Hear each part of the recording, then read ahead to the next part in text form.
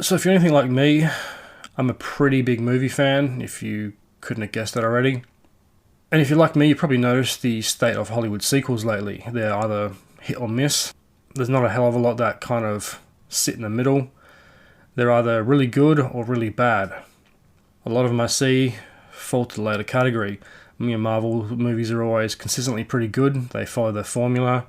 It's a gigantic continuing story, and they're always bringing characters from other movies into individual character sequels, like Doctor Strange or Spider-Man. You don't always have to have an Avengers. You can have a couple of characters come into an individual character story, and it assists the plot along, like the new Thor movie, which has the Guardians of the Galaxy in it. But on the other hand, a lot of standalone action blockbusters that Hollywood produce are garbage, and a lot of sequels that Hollywood produce are just as bad. They're pretty shit considering the time and effort and the budget and the resources that the studios have to put into these movies.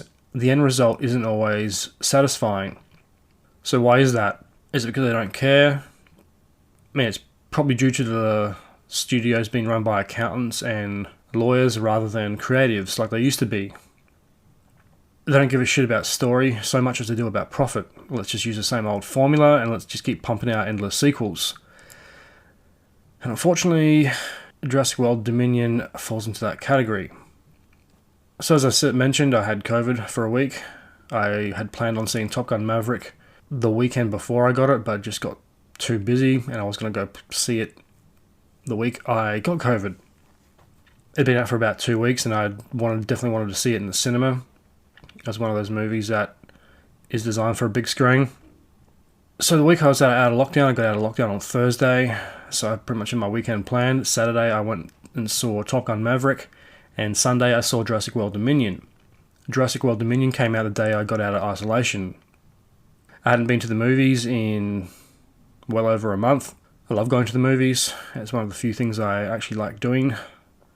It's definitely one of the places I like to go to. I'm not really a nightclub person, if you can't tell that already. Not too big on the social shit either. I just like to go sit in a dark room with a bunch of strangers and watch a movie. Preferably by myself.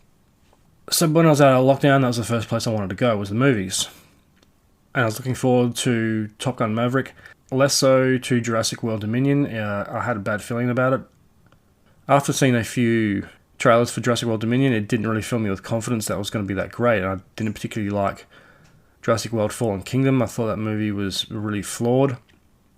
I fucking hated that movie when I saw it in the cinema. Jurassic World, on the other hand, was enjoyable. I think it kind of knew what it wanted to be and stuck to that lane. It was just meant to be this big dumb action film with dinosaurs and kind of pulls it off. It's technically a separate franchise from Jurassic Park in a way, like both franchises cross over, but they are very different at the same time. So that brings up the mastermind of Jurassic World, Colin Trevorrow. So as a director, Colin Trevorrow has only made a handful of movies, most of them shorts. His first movie was Home Base in 2002, and that was a 9-minute short. And that was a 9-minute short film. That was followed up in 2004 with another short. It's not quite a feature because it's only 55 minutes, and that was called Reality Show. I think if you want to be classed as a feature film, it has to be 60 minutes or over. He follows that up a year later in 2005 with Gary, Under Crisis, a 22-minute short film. And he doesn't make anything until 2012, which was his first feature film called Safety Not Guaranteed. That was 126 minutes. So that was a couple of years later in 2015, he made Jurassic World, which is basically his first big studio film.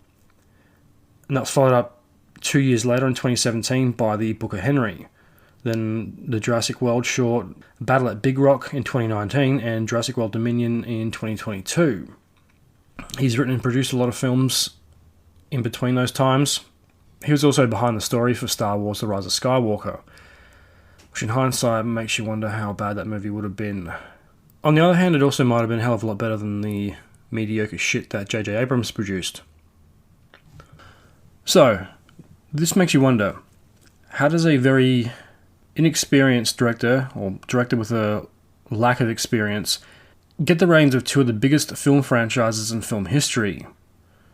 Jurassic Park was directed by a master filmmaker, Steven Spielberg. Most people would know that, and so was the sequel, The Lost World Jurassic Park. So if a movie like that had all these, A-list directors walking over each other to get the rights to the script, why the fuck would Universal give the creative control to an inexperienced director like Colin Trevorrow? He was given free rein to do pretty much what he liked with the Jurassic World trilogy. He knew it was going to be a trilogy, and he was given most of the creative control behind it, which really does make you wonder what the fuck was Universal thinking. Because James Cameron wanted the rights to Jurassic Park before Spielberg got them. Every big director in Hollywood at the time wanted to make a movie about dinosaurs, and Spielberg beat them all to it. I'm not saying Colin Trevorrow is a bad director. I think he's a pretty good director.